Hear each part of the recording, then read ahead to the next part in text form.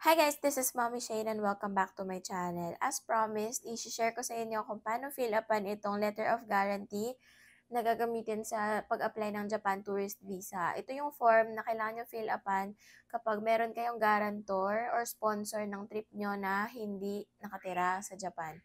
So kung kasama nyo siya, kapwa Pilipino, relative, family member na magsusponsor ng trip nyo, ito yung kailangan nyong sagutan na form. So, itong year, month, and day to day yan, or yung date kung kailan nyo siya isasubmit sa embassy, or kahit yung date kung kailan nyo siya finil upan, a few days before, basta malapit siya sa date kung kailan mo isasubmit, kung kailan mo balak isubmit yung application mo, yun yung ilalagay mong date dito. So, kunyari, today ko siya ipapasa, lagay ko na lang dyan today.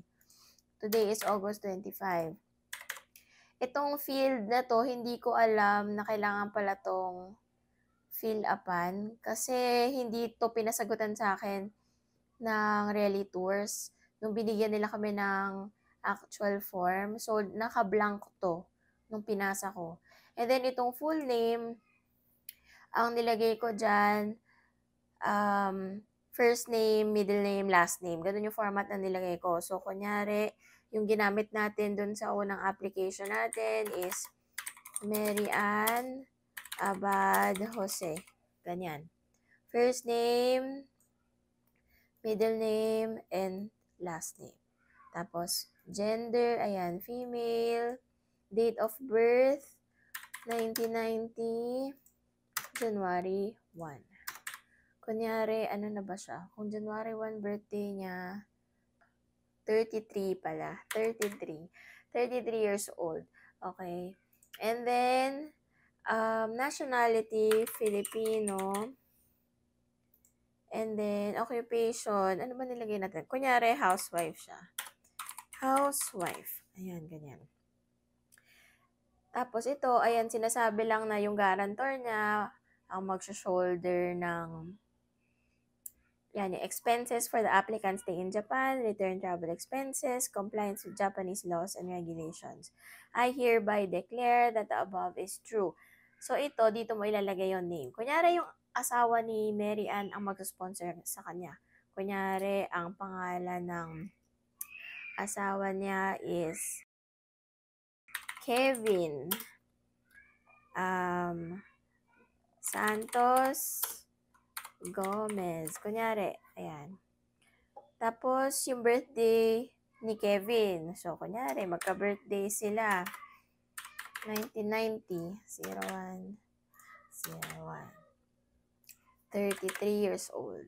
And then, yung address niya. So, kung ano address niya, sa bahay nila. So, kunyari, kahit saan, dito ko nilagay yung house number. Kunyari, 123. Aguirre Street. Ayan, ganyan. City and yung, basta yung buong address, lagay nyo dyan. And then, telephone number. Kunyari, ayan. Pwedeng, lagay nyo dito yung country code, area code, tapos, ganyan. Kunyari lang. Ito, leave blank kung wala naman. Fax number, NA, wala naman. Kung wala, occupation ni Kevin, kunyari, doctor siya. Kunyari, sa ang ospital siya, nagtatrabaho. Kunyari, Makati Medical Center. Relationship with the visa applicant, spouse. And then, fill in the following contact information when the company or organization is extending the invitation. So, hindi naman in-invite si Mary Ann and Kevin ng Makati Med papuntang Japan. So, NA yan. Kasi for, ano lang yun, for tourism, hindi siya for work, hindi for business. So, NA na din the rest. NA.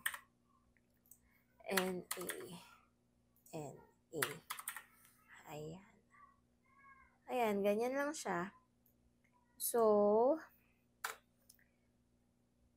ito na yung isasubmit nyo kasama nung application form.